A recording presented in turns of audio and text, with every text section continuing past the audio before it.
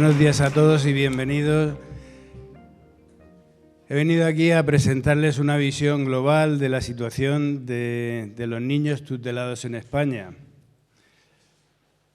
Los españoles, en general, vivimos confiados y queremos creer que el nuestro es un país serio, democrático y socialmente avanzado, que aquí nuestras instituciones encargadas de la solidaridad social, igual que se ocupan de los parados, de las bajas laborales por enfermedad, etcétera, también atienden a los minusválidos, a las personas sin hogar, a los ancianos o a las mujeres maltratadas y, sobre todo,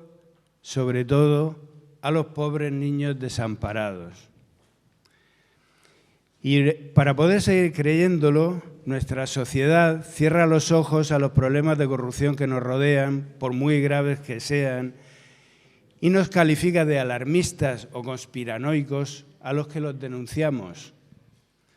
Pero esa obsesión por negar lo feo de nuestra sociedad es precisamente lo que ha estado impidiendo que estos problemas de corrupción se corrijan y ha permitido que las manzanas podridas echen a perder el cesto de nuestra solidaridad social. Por eso, para que nuestra sociedad abra los ojos y se regeneren las instituciones encargadas de ayudar a los niños, aquí estamos de nuevo los conspiranoicos denunciando ni más ni menos que nuestro sistema de protección de menores alberga una trama corrupta que secuestra y explota a niños para malversar dinero público, ni más ni menos.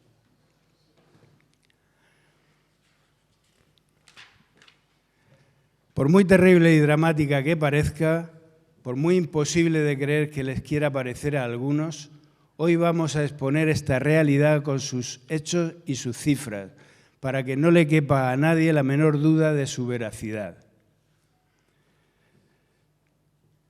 En España hay un excesivo número de menores bajo la tutela del sistema de protección del Estado.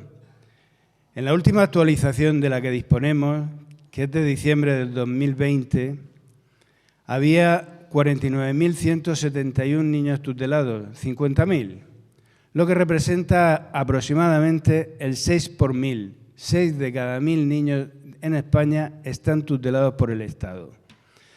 Aunque suele producirse en estratos económicos y culturales bajos, es una lotería que le puede tocar a cualquiera, porque conocemos casos en los que le han quitado niños a funcionarias de alto nivel, a profesores de instituto, militares, policías, a una Miss Galicia y hasta a una piloto de avión. Sabiendo que España tiene demostrado su buen corazón, batiendo año tras año los récords en trasplantes, donaciones de sangre y donativos para catástrofes naturales, cuesta trabajo creer que los españoles tengamos un comportamiento tan deficiente hacia nuestros propios hijos que los servicios sociales tengan que hacerse cargo de esa enorme cantidad de niños desamparados. Pero para entender este problema, lo primero que hay que hacer es situarlo en su contexto histórico. Actualmente, la mayor parte de las familias a las que les tutelan los hijos dicen que la Administración se los ha robado. Sin embargo, nadie habla simplemente de niños robados, porque crearíamos una confusión. Pues en España ya existían otros 2 episodios históricos que se conocen con ese mismo nombre de niños robados. El primero es el que se conoce como los niños robados del franquismo.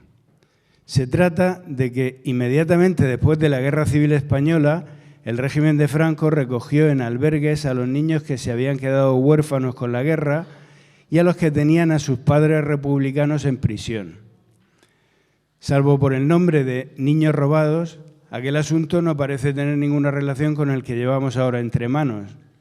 Parecía un episodio histórico simple e intrascendente, pero se hizo popular por una maniobra política del famoso e inhabilitado juez Baltasar Garzón, que lo declaró crimen no prescrito contra la humanidad y condenó a sus responsables, aunque todos habían fallecido ya. Se calcula que hubo unos 30.000 niños afectados por este problema. El segundo caso de bebés robados fue el de los bebés robados en las clínicas de maternidad. Y se calcula que este afectó a entre 200 y 300.000 niños. Al parecer esto empezó en las postrimerías del franquismo, pero floreció en las primeras décadas de la democracia, con los gobiernos de UCD y del PSOE. Desde algunos foros y partidos de izquierda, sin embargo, se ha promovido la confusión entre este fenómeno y el anterior y el actual, para responsabilizar de todos a la derechona franquista. Se trataba de que políticamente siempre se ha tratado de instrumentalizar los problemas de la infancia, pero sin brindarse nunca a colaborar en solucionarlos. También sucede lo mismo ahora con algunos partidos de derecha a los que solo parece interesarles la prostitución de los niños y niñas en centros de tutelados si es para poder responsabilizar a los de izquierda. Sin embargo, parece no ofrecernos poca ayuda.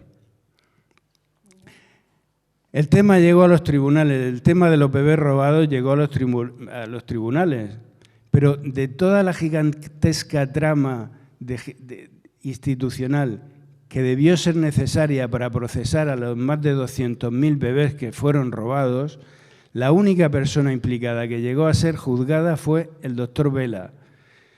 Fue declarado culpable, pero absuelto, porque en esta ocasión el delito sí que se consideró prescrito. Y así fue como la cúpula del Poder Judicial también nos dejó bien claro que ellos tampoco estaban dispuestos a frenar el robo de niños en España y a ayudarnos. Pero con el tiempo aquella trama chocó con una cosa, que fue el progreso tecnológico. La aparición de las pruebas genéticas de paternidad provocó que cuando se hicieron mayores, un aluvión de aquellos bebés robados destapó el pastel y los dejaran a la trama aquella con el culo al aire. Hasta entonces la sustracción de niños se había hecho disimuladamente porque era ilegal. Pero con la Ley Orgánica de Protección Jurídica del Menor, que fue aprobada en 1996, la legalizaron y la incorporaron el negocio a la maquinaria institucional del Estado. Lo más destacado de aquella ley fue que a partir de entonces, por muy anticonstitucional y contrario a los derechos humanos que nos pueda parecer, un simple funcionario de los servicios sociales puede llevarse a los niños sin la autorización de un juez. Y así fue como nació el problema que nos ocupa ahora, el de los niños tutelados. Pero esto no fue una idea made in Spain, sino que se propugnó de forma casi simultánea en toda la Unión Europea y se acompañó de una ingente dotación económica. No hay lugar a dudas de que se trataba de una política social supranacional que se impuso a toda la órbita de los países que forman lo que llamamos la cultura occidental. De hecho, esta fue tan solo una parte de las nuevas políticas sociales compasivas o buenistas, esas que llamaríamos ahora de género, financiadas por la élite económica mundial tras la caída del muro de Berlín.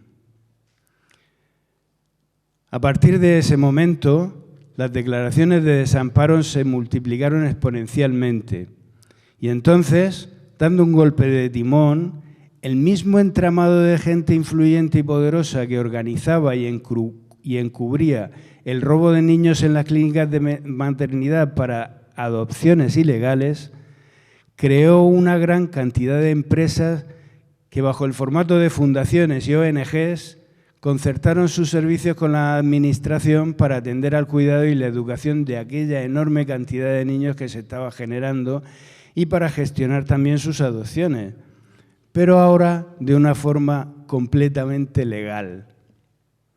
Y así fue como emergió este gran negocio en el que solo los allegados al poder, los poderosos o los influyentes tienen opción a conseguir un trozo del pastel. Y centrándonos ya en el problema actual de los tutelados, a muchos les sigue pareciendo increíble eso de que exista una trama de secuestros y explotación de niños en las instituciones de un Estado democrático como el nuestro. Piensan que sería necesaria la implicación de demasiadas personas y cargos públicos, demasiados elementos implicados para hacer funcionar un negocio como ese. Pues veamos qué elementos son esos y cómo funciona realmente este negocio y por qué. Lo primero es el marco legal. El primer elemento es la ley. Como decíamos, desde el año 96 nos regimos por la Ley Orgánica de Protección Jurídica al Menor y esta es una ley aparentemente anticonstitucional y contraria a los derechos fundamentales que garantiza nuestra Constitución. Porque hace que la decisión de sacar a un menor de su familia biológica no dependa del juez, sino de unos funcionarios. Funcionarios que luego resultan ser los mismos que gestionan los dineros públicos que se invierten para su manutención. Desde entonces, las sucesivas reformas de esta ley no han hecho más que incrementar el poder y la arbitrariedad de estos funcionarios, otorgándoles un poder omnímodo sobre las familias. ¿Que cómo va a ser anticonstitucional una ley en un país democrático como España? Pues simplemente porque el Tribunal Constitucional y la mayoría de los órganos de poder del gobierno del Poder Judicial los designa el Poder Ejecutivo, el Gobierno, anulando así la garantía de constitucional de sus decisiones políticas. Por tanto, hemos de ser conscientes de que este problema hay que enmarcarlo en la crisis de valores democráticos de nuestra cultura occidental. No es mi intención entrar ahora en el debate sobre la degradación de lo que conocemos como el Estado de Derecho, ni sobre la pérdida irreparable de nuestros derechos fundamentales, pero sí a afirmar que la corrupción ha llegado a tal extremo que en el sistema de protección de menores sí que nos atrevemos a afirmar que sus responsables son explícitamente conscientes de que forman parte de un entramado dedicado a la explotación económica de los menores y sus tutelas. Otro elemento importante son los trabajadores sociales. Tal vez sea fácil de creer que existe una corrupción tan monstruosa en la cúpula política, pero parece menos verosímil que este auténtico ejército de profesionales que representa el conjunto de todos los trabajadores sociales de nuestro país, de una forma consciente se entreguen abiertamente a formar parte de un negocio de trata de seres humanos contrario a la vocación que inspira su oficio. Pero si lo analizamos de cerca, es fácil de entender. Se trata de un problema de cambio de enfoque, de mirar las cosas desde un punto de vista deformado y acomodado a su propio interés. La mentalidad que hace posible esta deformación de la realidad en los trabajadores sociales se podría llamar un paternalismo supremacista, también conocida como endiosamiento. Creedme, los médicos sabemos mucho de esto del endiosamiento y también tenemos una ley que se ocupa de nuestro endiosamiento. Es la del consentimiento informado, pero nuestra ley, en vez de subirnos al pedestal, está pensada para bajarnos de él. Esta es la misma mentalidad que hace que los dictadores y toda esa muchedumbre que apoyan y sostienen sus regímenes dictatoriales se puedan sentir buenas personas y dormir por las noches como si tal cosa. Todo por el pueblo, pero sin el pueblo. Ellos saben lo que nos conviene. Es fácil endiosarse y los trabajadores sociales no son una excepción. A ellos la ley los sube al pedestal y los nombra juez y parte y les confiere el poder absoluto sobre los niños y sus familias, sin que tengan que contar con nadie.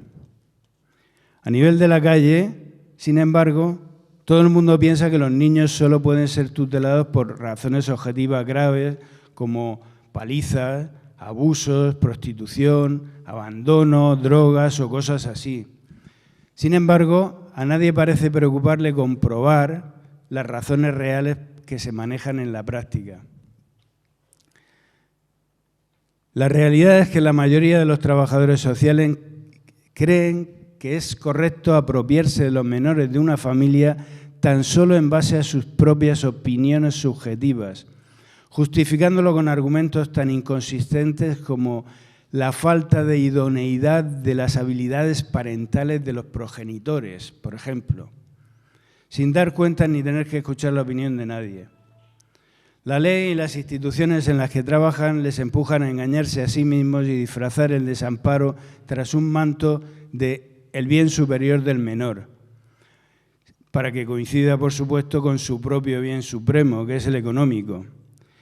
Y así los declaran en desamparo y se lo llevan sin más remordimientos. Y con respecto a la herramienta, el informe psicosocial es la principal herramienta administrativa utilizada para declarar en desamparo a los menores. El informe psicosocial es un arma perfecta para este tipo de atraco, porque a diferencia de la sentencia de un juez, no necesita fundarse en pruebas demostradas ni escuchar a las partes en conflicto, sino que se basa en un criterio subjetivo del trabajador social que lo emite.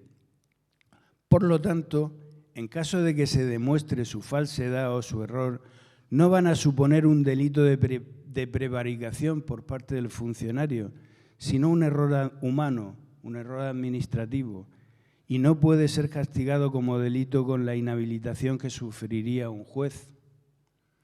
Estos profesionales, además, tampoco gozan de la independencia de la que se supone que disfruta el Poder Judicial.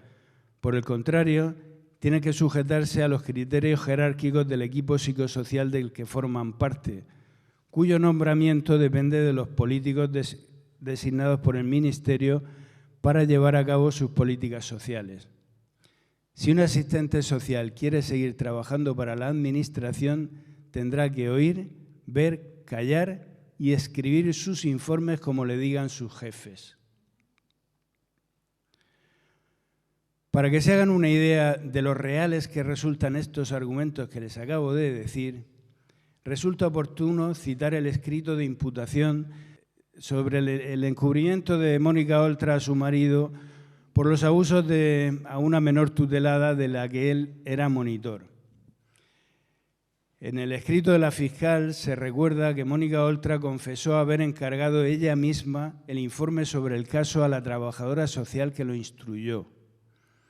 Además, en las conclusiones de la fiscal escribe textualmente: se deduce a nivel indiciario la existencia de una directriz de actuación por parte de todos, autoridades, funcionarios y personas intervinientes, de disminuir la importancia y ocultar los abusos.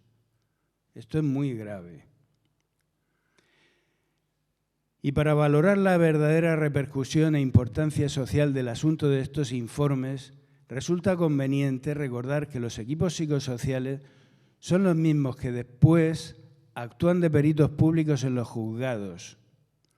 No solo deciden sobre las reclamaciones de los padres para recuperar la tutela de sus hijos, que ellos mismos les quitaron, sino también sobre la asignación de la custodia en los divorcios, la prohibición de la visita a algunos de los progenitores en casos de supuestos maltratos, etc., por lo que repercuten en una proporción muy significativa de la población infantil de nuestro país.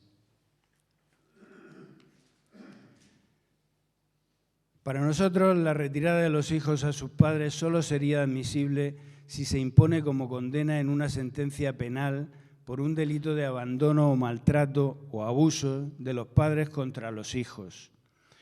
Por eso, lo primero que se le puede reprochar al Poder Judicial en este asunto es no haber reclamado sus competencias, rechazando como anticonstitucional el hecho de que no sea un juez quien decida sobre la tutela de menores, sino un funcionario de la Administración. Y con esto entramos en otro elemento que es el Poder Judicial, la justicia. Debido a las restricciones y prohibiciones de las visitas a los padres y al internamiento de los niños en centros de acogida lejanos al domicilio familiar, no es raro que para cuando el proceso judicial se agota, los hijos ya no conozcan a sus verdaderos padres, porque otra grave deficiencia es el retraso en su actuación. Cada declaración de desamparo debería tener un juicio rápido al día siguiente, igual que lo tienen los hombres acusados de violencia contra la mujer. Sin embargo, los señalamientos de los jueces para estas causas suelen demorarse más de un año y las apelaciones ni te digo. También es importante, hablando del Poder Judicial, el corporativismo. El alto grado de corporativismo institucional entre todos los cargos públicos que también los implica a ellos. Tan grande que llega a rayar en el encubrimiento. Casi ningún trabajador social ha sido inhabilitado por muy grave que haya sido su negligencia o su falta. Véase, si no, la pasividad de la justicia hacia los responsables de la protección de menores de Baleares por su pasividad ante la prostitución masiva de menores a su cargo. Pero si algo parece contradecir el propio espíritu de la justicia, es el hecho de que los jueces consideren como peritos de parte a los que aportan los padres, llegando a rechazarlos en el juicio y dejándolos así en la más completa indefensión, mientras que admiten como peritos del juzgado a miembros de los mismos equipos psicosociales que declararon el desamparo, que son en realidad la otra parte del juicio que están celebrando. ¿Y qué ganan los jueces con eso, colaborando con este negocio? Pues no es rara la implicación de los jueces y fiscales directamente o a través de familiares o allegados en la explotación económica de las instituciones encargadas del negocio de los tutelados, pero no es lo más habitual. Sin embargo, el hecho de que los órganos de gobierno del Poder Judicial estén en manos de la Administración hace que su carrera profesional dependa del acatamiento y sumisión a las políticas y directrices que les manden desde arriba. En resumen, podríamos decir que la justicia sería la encargada de frenar la corrupción, también en el tema de menores, pero nuestra justicia es un freno roto que no funciona.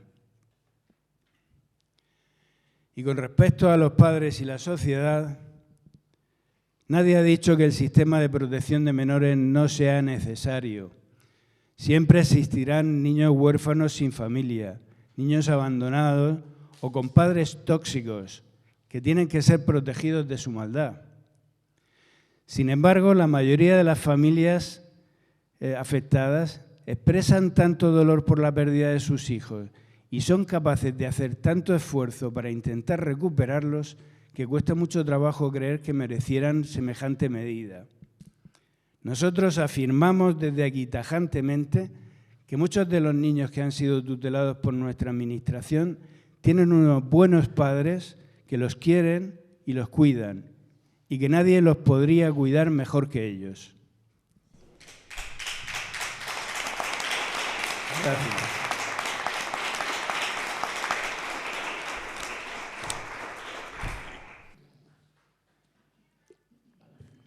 Increíblemente, a pesar de los continuos escándalos sobre corrupción, la mayoría de población de nuestro país sigue confiando en las instituciones públicas y en el buen funcionamiento de las leyes y normas.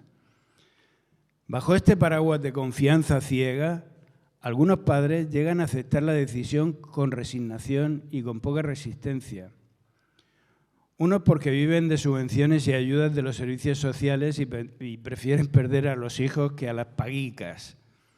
Otros simplemente se lamentan por redes sociales y esperan sentados, pero no sentados aquí, sino en su casa, a que otros vengan y les arreglen el problema. Pero la mayoría, cuando les quitan a los niños, lo primero que piensan es que se ha tratado de un error o de la actuación irregular de una trabajadora social concreta y que podrán subsanarlo por la vía oficial. Para cuando se dan cuenta de que están atrapados en una ratonera sin salida, han pasado ya varios años y se encuentran arruinados, desesperados y agotados. Hemos de saber que solo el 9% de las familias van a ser capaces de recuperar a sus hijos. Por el contrario, es llamativo que los padres que no están integrados en la sociedad ni confían en las instituciones, ni siquiera para su propia autodefensa, no sufren este problema con los servicios sociales.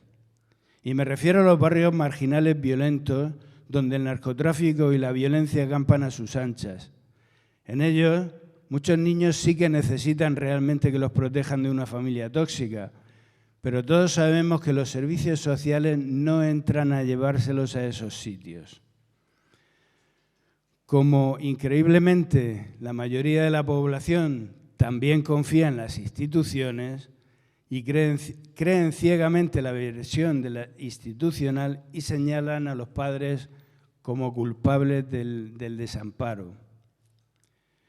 El rechazo social, el dolor de la separación y ese esfuerzo de años por intentar recuperar a los niños suelen terminar por hundirlos en la ruina y en la desesperación, por lo que terminan adquiriendo una apariencia lamentable. Eso facilita que la sociedad termine creyendo que aquella medida tan dramática sí que estuvo realmente justificada.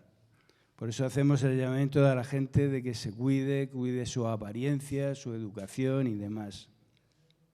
Todo esto provoca un rechazo mutuo entre ellos y la sociedad y dificulta extraordinariamente su habilidad para formar grupos organizados de lucha colectiva contra su problema.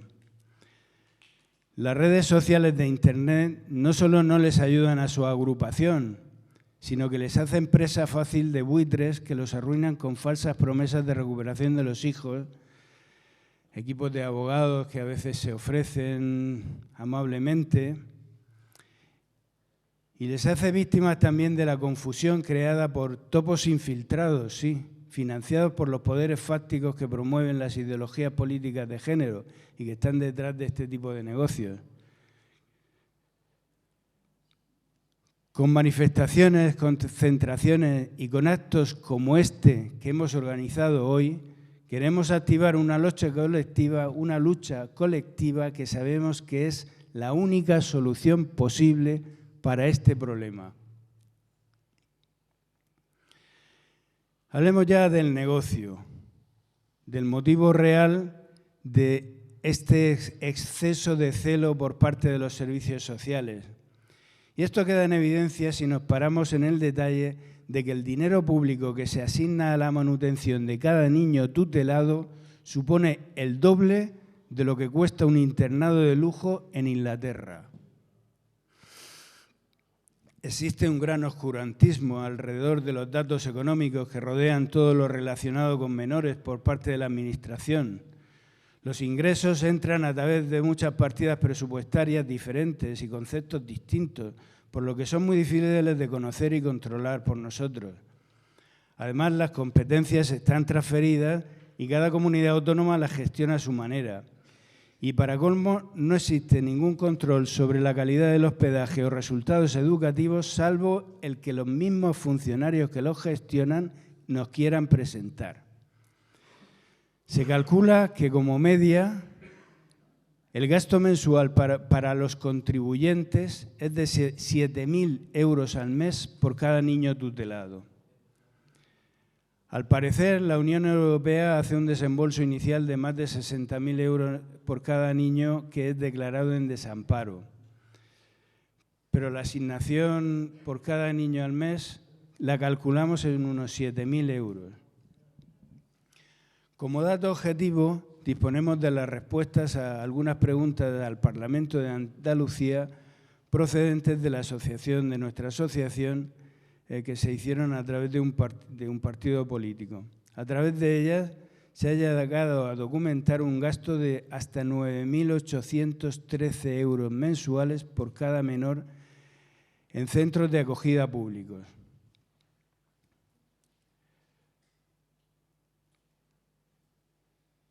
Estos datos económicos se nos facilitaron como una reyerta política en el cambio de gobierno de la comunidad andaluza, pero no son datos que se nos faciliten habitualmente. Esto nos lo proporcionó el partido, la coalición de derechas que está ahora en el gobierno, pero en esta misma coalición de derechas en otras comunidades autónomas, en la mía, pues acaba de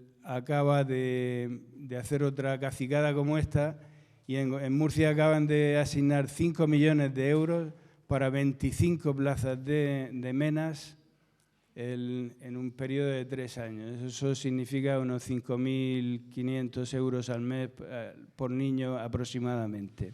Este es el volumen del negocio y la importancia que tiene el origen y la causa de este negocio con los niños tutelados.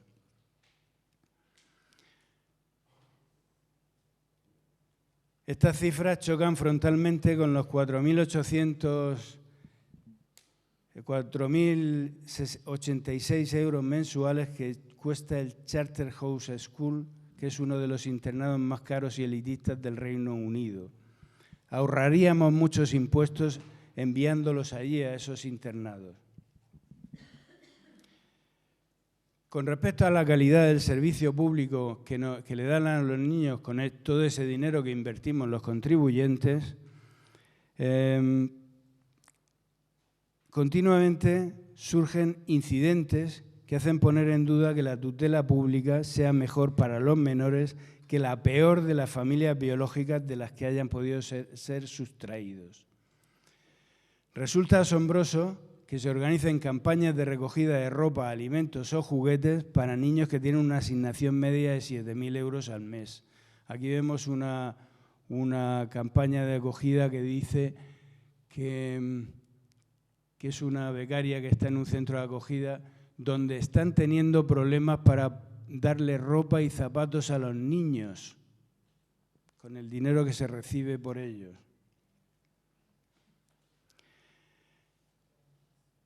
El fracaso escolar es la norma y no hay una preocupación especial del sistema por su preparación para su vida futura laboral.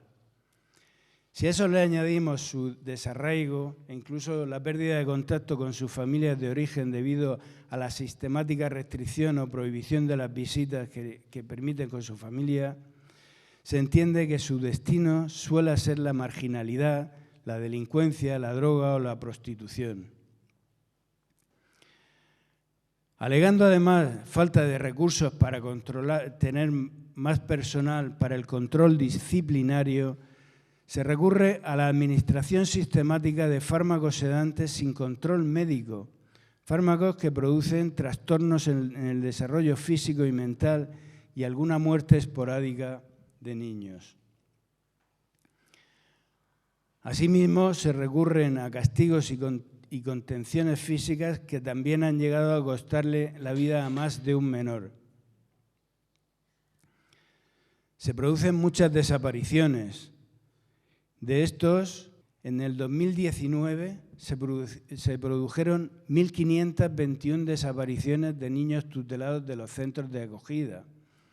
Y de estos, unos 300 cada año nunca vuelven a aparecer. Incluso se han llegado a producir casos de venta de niños a redes de traficantes de seres humanos, como esa que se desarticuló en Almería en el 2019, esta que sale en la diapositiva. Se estima que el 30% de los tutelados de nuestro país sufren abusos sexuales en algún momento de su estancia en protección de menores. Desde hace más de 4 décadas, en todo el mapa de España se han venido destapando casos escandalosos de prostitución o pornografía de menores, con los niños tutelados como protagonistas, pero como con todo lo relacionado con la pederastia, desde el famoso caso Bar España o caso Bararni de Sevilla, que implicó a muchos personajes famosos y poderosos, está censurado en los medios de comunicación. Yo no insistiré en este punto porque es el tema que va a tratar nuestro siguiente y valeroso amigo José L. Sánchez en su ponencia.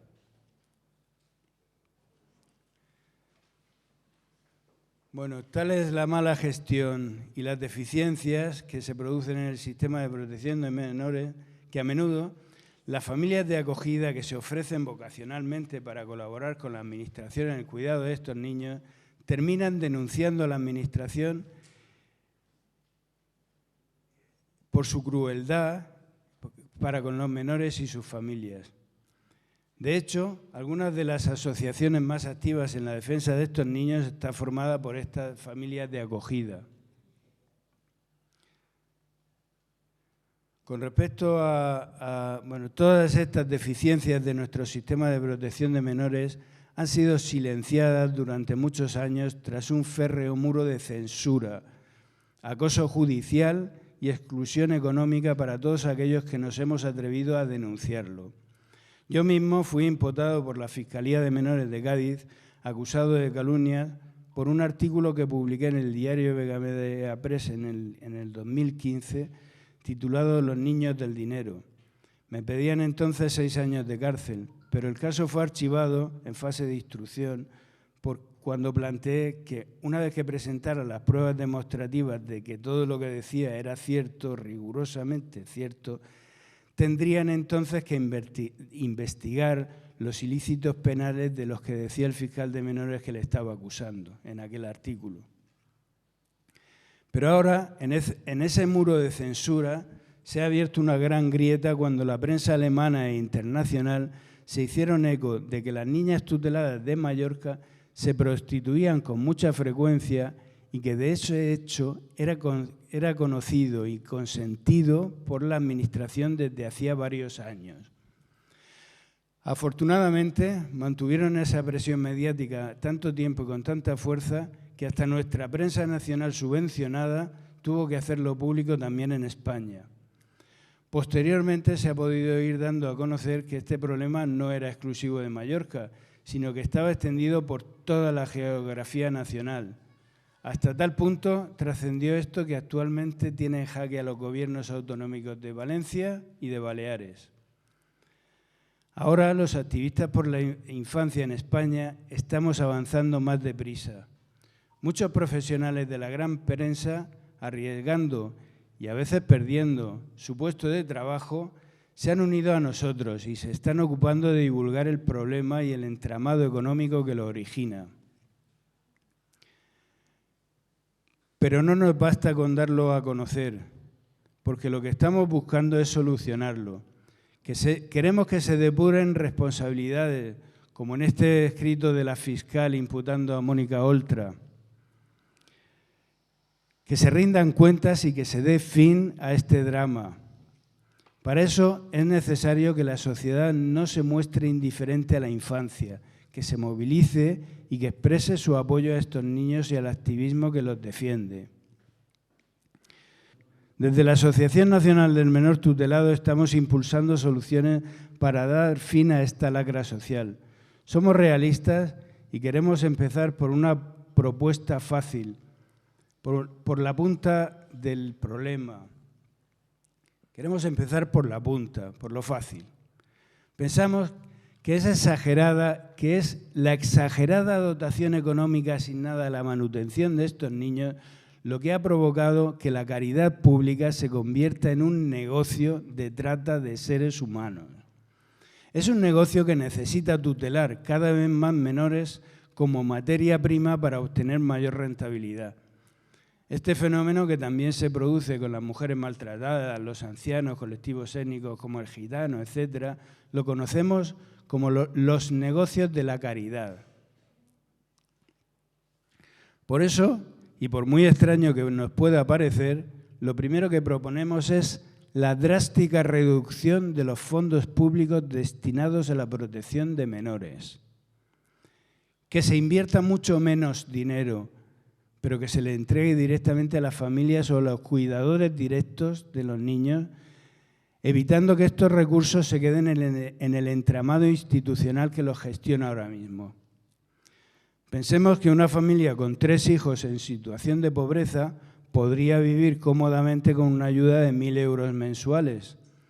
Sin embargo, tutelar a sus 3 hijos, a razón de 7.000 euros al mes que nos cuesta al contribuyente, son 21.000 euros al mes. Ahorraríamos unos 240.000 euros al año y nunca encontraríamos dónde podrían estar mejor cuidados esos niños que con su propia familia. Además de evitar destrozar tantas familias y vidas, la reforma propuesta, la que proponemos, ahorraría mucho dinero al país y evitaría el peligro de invasión de nuestras calles en el futuro por esa legión de extutelados inadaptados que cuando lleguen a su mayoría de edad solo encontrarán cobijo en la prostitución, la delincuencia y la marginalidad. Así que solo fuera por egoísmo, la sociedad tendría que frenar en seco este negocio. La Asociación Nacional del Menor Tutelado nació de personas que no éramos afectadas, pero que nos sensibilizamos contra esta aberración en contra de los niños. Nunca hemos aceptado ningún tipo de subvención de la Administración porque es ella la que cobija el negocio de explotación de menores contra el que luchamos y su dinero compraría nuestro silencio. Hemos hecho bastantes cosas, pero nosotros solos no somos capaces de llegar más lejos. Necesitamos la unión de todos los afectados y la sensibilización y el apoyo de la prensa, de funcionarios honrados que los hay y representantes de los partidos políticos, que aún los tiene que haber honestos, para que desmantelen ese nido de corrupción con víctimas infantiles. También necesitamos medios materiales y reclutar más gente para que se sume al activismo. Muchos granitos de arena que aporten un pellizco de su tiempo, su esfuerzo o su dinero hasta que hagamos una montaña. Tan solo dando la cara con su simple inscripción, sin pagar ninguna cuota, ya le darían a la asociación la fuerza necesaria para la defensa de la infancia desamparada. Pues ante los poderes públicos no es lo mismo una asociación de 5 personas que de 5.000. Eso es todo, muchas gracias por su atención, ha sido un placer.